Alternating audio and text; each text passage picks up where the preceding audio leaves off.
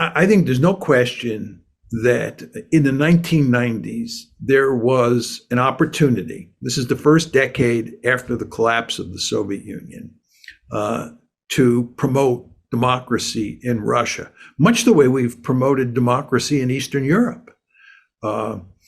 We did a terrible job. There's just no question about that. One might argue that we did this on purpose because we wanted to keep Russia weak forever. I actually don't believe that is the case. We just did it in a ham-fisted way. We didn't know what we were doing. There were limits to how much we could intervene because Russia was a major power and it was not particularly happy about us violating its sovereignty and coming in and trying to run its politics. But nevertheless, much of what we did led to disaster.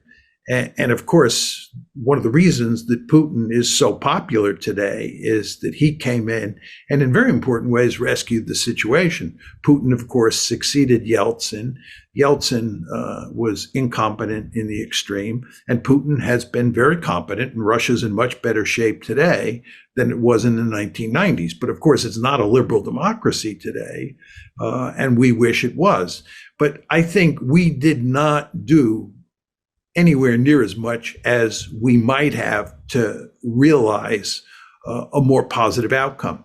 But there's another dimension to this that we want to keep in mind, and that is that we did not do much to integrate Russia into a new security architecture in Europe. Russia was very weak in the 1990s. It was not a threat to anyone. In fact, it was a threat to itself.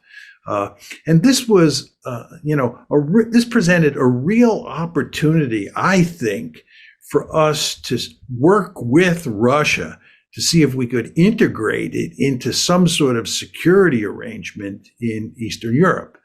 But we did not do that. And on that front, we just continued to keep the Russians outside of NATO and push NATO further and further eastward up towards Russia's borders.